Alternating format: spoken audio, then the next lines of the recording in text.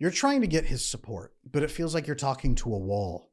The more that you ask, the more he seems to pull away, leaving you feeling alone, unheard, and wondering if he even cares about your needs at all.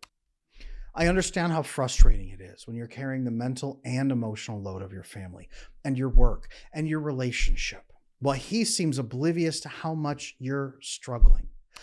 You've tried asking nicely. You've tried being direct.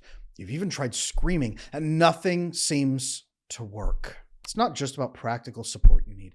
It's about feeling like your partner actually has your back in this life you're building together. I'm Adam Lane Smith, the attachment specialist, and I've helped thousands of women transform their relationships from emotional suffering into a marriage where both feel deeply supported. What I'm about to share with you isn't just theory. It's based on neuroscience of male attachment and real solutions that have worked for my clients again and again. Today, you'll understand exactly why your husband isn't showing up for you the way that you need, how natural responses might be unintentionally sabotaging your efforts, and exact strategies that will transform how he responds to your needs without a single argument. Now, before we get into the practical strategies that will help you get the support you need, we need to address the fundamental misunderstanding that's driving this painful cycle between you and your husband. Now, there's a big gap between what you think is happening and what's actually happening when he fails to support you. Now, the wife thinks that things are happening like he's not choosing to help. He's not choosing to support. He doesn't care enough about her needs, her happiness. He doesn't feel like she's important. He's not prioritizing her. He just doesn't care. Now, the worry from this lack of support is thinking that he's falling out of love or that he was never in love in the first place. A lot of women start feeling like they've been lied to, that he was faking the whole relationship, that he has been false. Or if you're anxiously attached, you start to think that you've failed him somehow, and that loops back and creates even more hurt. Over time, it usually becomes apparent it's not just you, there's something wrong, and resentment begins to fester. Now, what's actually happening for most men, especially avoidantly attached men, if that's somebody in your life right now, most men's brains are wired differently when it comes to recognizing needs and problems that require a solution. The male brain goes to the back to observe and detect problems. Now, these have to be problems that they understand are an issue. They can measure it and track why it's a problem. They have to prioritize the level of urgency around it. And then they have to detect an actual solution that's fixable.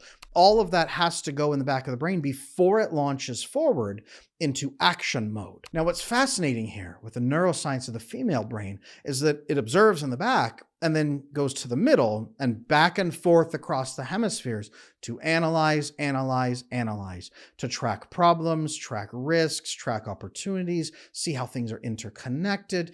It is so amazing how the female brain can just analyze data like that without being hyperfixated. The benefit is that the male brain hyperfixates and solves biggest problems first and aggressively tackles them one after another to maintain sharp focus to get the job done completely before moving on to another task. The male brain cannot really multitask. It's not supposed to. It's supposed to get the job done all the way and do the biggest job first. The female brain is great at multitasking and great at shifting different priorities around at different stages of projects. And that's wonderful too, but we have different brains that work different ways. So if you come in to a person, and I'm assuming here first that we are dealing with someone who is not malicious and actually harmful, dangerous personality disorder. If you know that your husband's a good man and he's good with everyone around, but he doesn't seem to get your needs, then here's what's probably happening. His brain interprets your request for support first through attachment lens, might come in as criticism, that he's failing as a husband.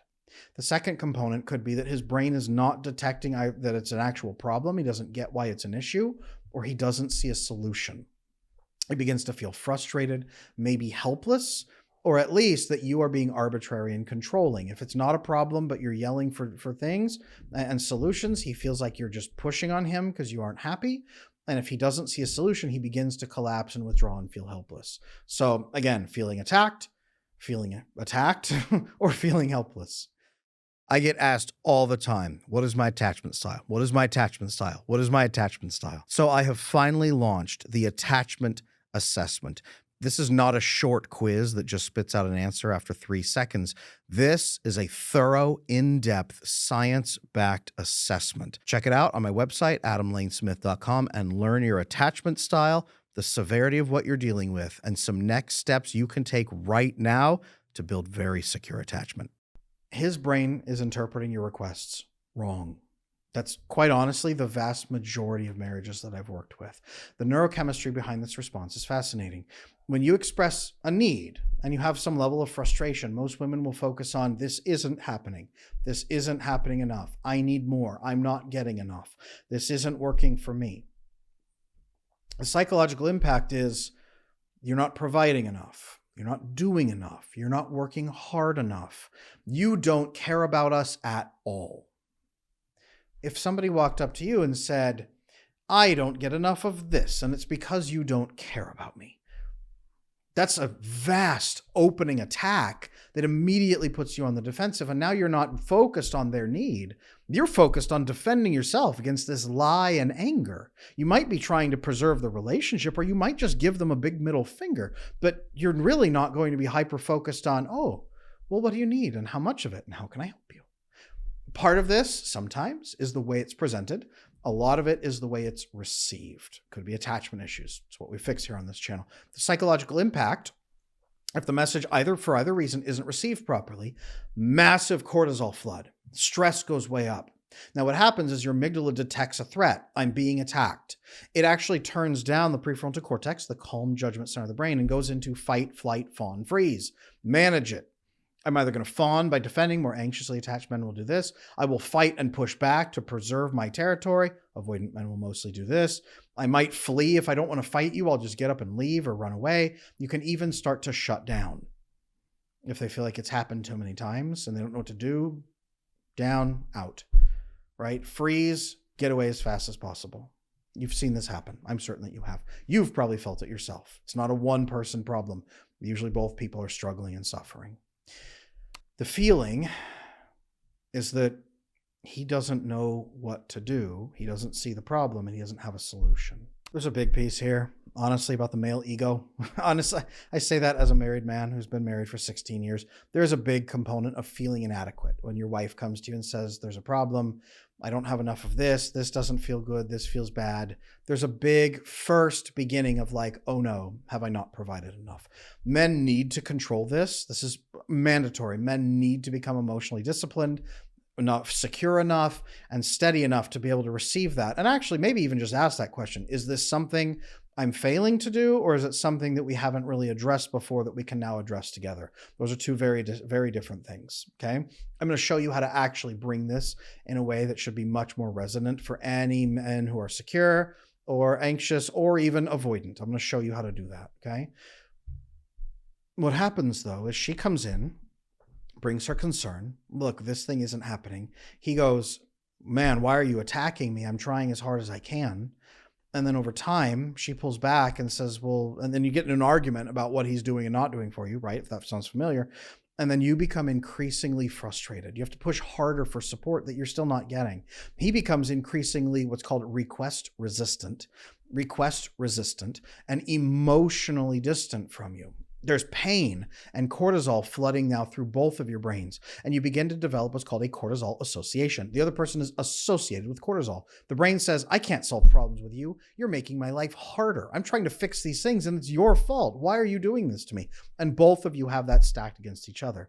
This dynamic, unfortunately, if you have kids in the home, it teaches them that unhealthy relationship patterns are all that exist, and they watch you going through this. They pick up those patterns themselves, and now this is how they function in relationships. This is what teaches children to not go to other people to get their needs met, but to try to either encourage them to get their needs met through approval seeking or go off on their own and get their needs met alone through avoidance. Make sense? So we've got to fix this. We have to fix this now. Not only are you miserable, he's miserable, they are miserable or going to be miserable. Now, I want to be very clear here. If he's ethically avoidant, securely attached, even anxiously or disorganized style, he's not unwilling in those cases. He's often unable to open up unless the conditions feel safe enough. He doesn't feel like he's being attacked and told that he's worthless. I don't think anyone wants to be told they're worthless. And again, maybe you're not telling him that, but it's possible that it's coming across that way for a variety of reasons. We're going to fix that with the next set that I'm going to talk to you about in a minute. But first, let's hammer this home. Your natural responses might actually be making this worse. You understand what's really happening in the brain, and that's cool. You get what his brain is doing. Maybe you did before a bit. Now you understand more deeply. Let's look at why the responses that feel most natural to you are actually going to make it harder to get the support you need so you can stop doing the things that aren't working. What I see first is a lot of asking with increasing frustration or emotional intensity. I've been asking you for a while now. I've been really needing this from you. I'm just so exhausted. I'm just so tired. I'm sorry that I'm grumpy about this, but it's been increases the risk of actually being perceived as an attack. First, and here's another one, explaining why you need the support as a list of failures, which he begins to hear as a list of his failures. I just need this because it's too much, and I'm exhausted here, and I'm so tired here. Over-explaining is one of the deaths of relationships, to be honest with you. A lot of women go to over-explaining to try to share information and be understood and try to clarify, but it ends up destroying the relationship further. Not intentionally, but it just does. Following up repeatedly when he doesn't respond immediately to something because you're just no longer trusting that he's doing it. Again, none of these are unnatural responses, and I'm not even telling you that you're wrong for doing them, but I am going to tell you that this is going to destroy the relationship. This is actually going to make it harder for you to get the support and love you want. The nervous system here is responding in a very specific way. When you're frustrated and he's defensive, you have two triggered people trying to communicate. Now, what's fascinating is the research shows that if you go into a relationship with heartbeats at 100 beats per minute, stress mode, you have a 96% chance of that relationship conversation failing, going very, very badly. You have a 4% chance of success in that talk. 4%. Does anyone out there gamble on a 4% chance of winning with a 96% chance of total failure? I hope not, number one, but that's what people are doing in relationship conversations. Okay? When you ask for support, you probably feel totally reasonable in what you're asking. When you say, can you please help me more around the house? What he hears is, you're lazy and you're not doing enough. When you say, I need you to be more present with the kids, what he hears is, you're a bad father. So we need a method that disarms this. I happen to have one. Again, it's coming toward the end of this video. I'm going to show you what to do, but we've got to disarm that. Again, some of it could be the way you're saying it. Most of you watching this will say it's absolutely not. My communication's perfect. That's okay. And it also could be the way he's interpreting it, especially if he's avoidant, if he's ethical avoidant even, right? It's still the case, okay?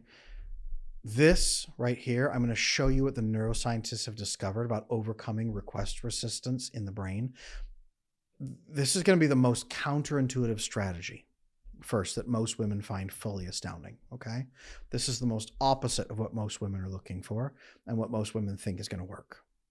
I know that a lot of the people watching this show right now have had attachment issues for their entire life. That's why I want to invite every single one of you to check out my attachment repair program.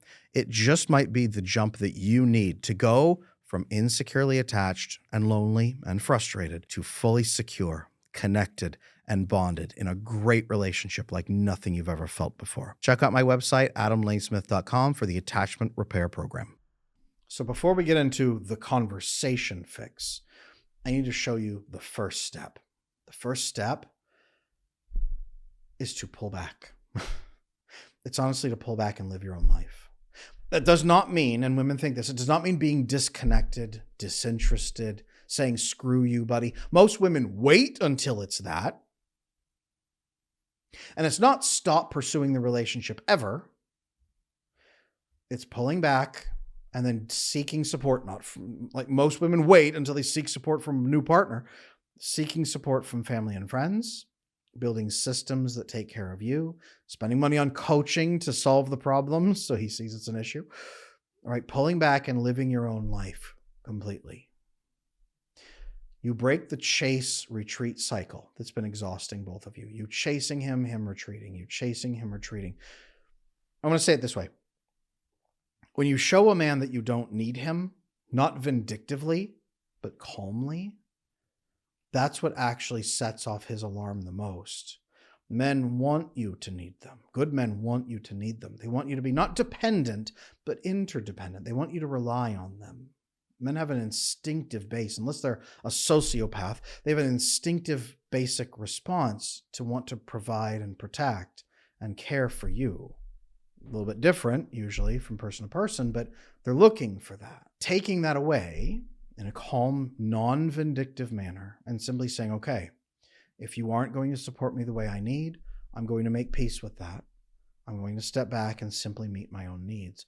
Not vindictive, not mean, not vicious. Most women wait until they're so boiling with resentment, they scream that in his face, right? And they go get on a dating app or something. Don't do that. Stop. The male brain responds differently to invitations versus even demands, which is what you're hearing. Invite, don't demand, invite. I'm going to show you how to make a change and then start inviting, stepping back, living your life, and inviting him to join you in a better situation. That's what resonates with most men. This is what works for my coaching clients, okay? Now, I have helped thousands of women transform their marriages using these exact techniques I'm about to show you. While we're going to cover some powerful strategies in the rest of this video, many women tell me they need more immediate, personalized support for the situation. That's why I'm offering what I recently specifically crafted for this, my marriage video course. This program gives you the exact action strategies and step-by-step guidance to create deeper connection and mutual support with your husband. Visit adamlanesmith.com or click the link below in the description to access that secure marriage course right now. There are 4 steps, 4 techniques to get through his request resistance. And this works even for avoidant men, okay? Especially actually with avoidant men. This works with men, but especially avoidant men. Technique number 1, begin by thanking him. If you want to get through the attacking, you're only a failure, I have no faith in you anymore, begin with gratitude. Explain to him what you value from him, what means something. Thank you for providing for our family. I know there's a lot going on, but thank you for all the hard work you do. Thank you for putting in those 10, 12-hour days. Thank you for being there for us. Thank you for always being a faithful husband. I don't have to doubt you there. I'm so grateful for that. Thank you for this. Thank you for this. Thank you for the time you put in with the kids, right? Thank him and just say it and even walk away. Start practicing a bit more gratitude so he hears that you actually like him. The problem for many couples is that most wives who fall into this pattern fixate so hard on what's not happening, they completely forget to thank him. We also live in a culture where it's really not in vogue to thank or be grateful for your husband. He's supposed to be grateful that you let him share your oxygen. That's unfortunately our culture. So thanking him feels like giving him power, giving him control. I shouldn't have to thank him. I shouldn't have to respect him. He should be doing that for me. I hear that a lot. That kind of programming is going to destroy and obliterate your relationship, by the way, and it will be your fault. So don't do that. Spend more time on gratitude. They actually find that gratitude is the fix for a lot of contempt, which is unfortunately, the number one predictor of divorce. Practicing diligent gratitude begins the cycle of healing a relationship. So number 1, thanking him for those things. If he's avoidant, you might actually begin thanking him for his avoidant traits that are helpful. Thank him for the things that make him him. Okay? It helps. Gives him a boost of oxytocin, serotonin, dopamine, oxytocin, everything. Makes him feel like you actually like him and that he's not failing. You see the good he's trying to do. This means a lot to you. I know it does. Make sure that you're giving him what you want as well.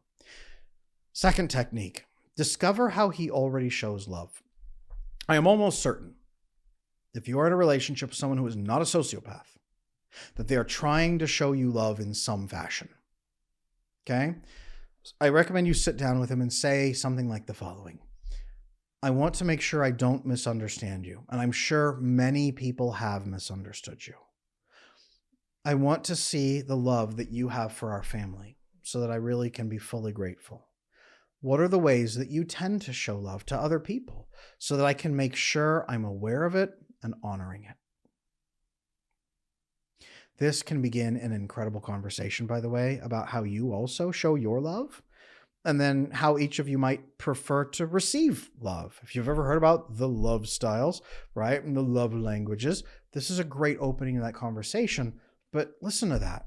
Not misunderstanding him, acknowledging other people have, trying to honor him, wanting to understand him. You're not saying if you love our family, the ways that you show love. Help me understand.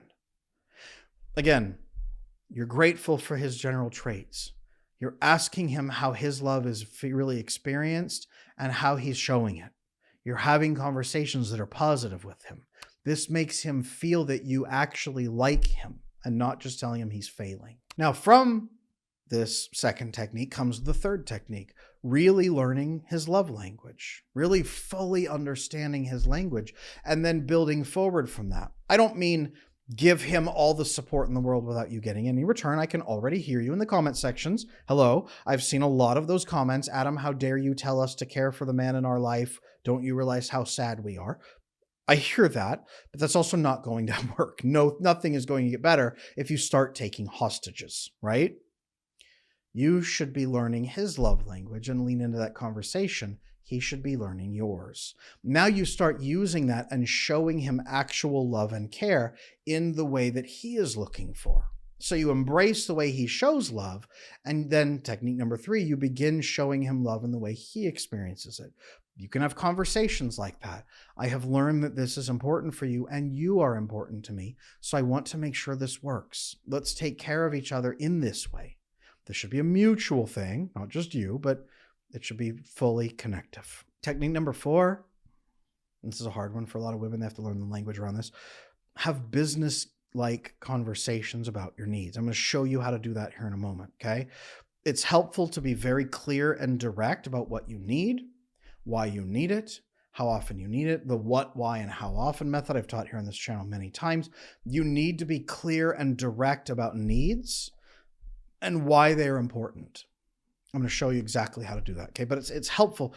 This is also helpful to distinguish between ethical avoidant and manipulative avoidant, or narcissistic partners who are narcissistic personality disorder or sociopathic with antisocial personality disorder. You need to distinguish that, and this is what's really going to help.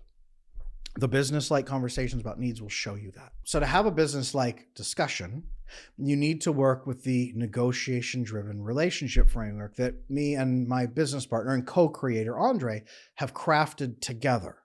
His years of experience in the business sector and my years of experience in the marriage and family therapy sector, we've woven those together to create a relationship communication framework that makes sharing your needs feel effortless. And people can respond like that because it's not threatening.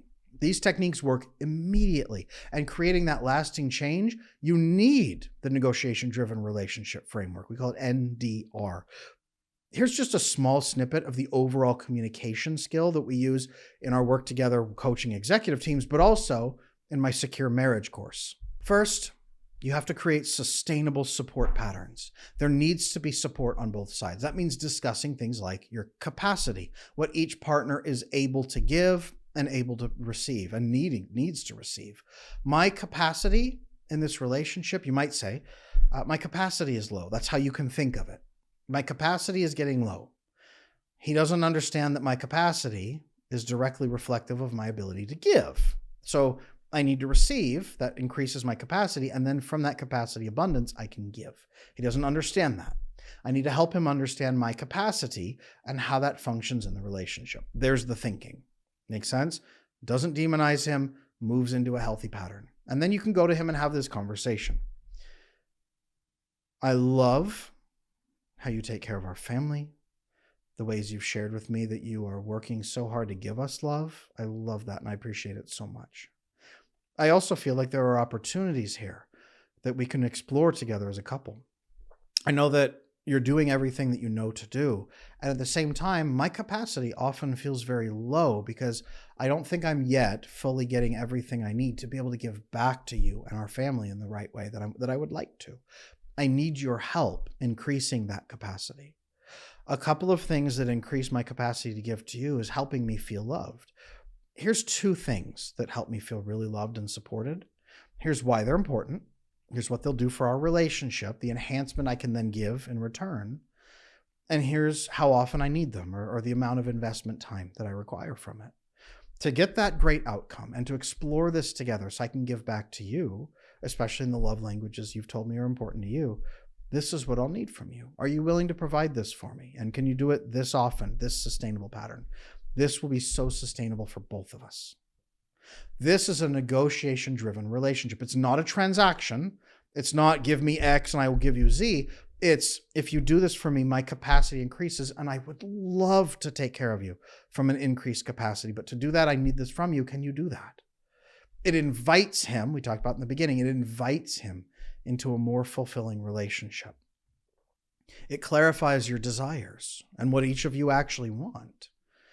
Okay, it includes some past awareness of good things and also how things have not gone perfectly in the past, but you barely need to touch on those because what you're talking about is opportunities in the future.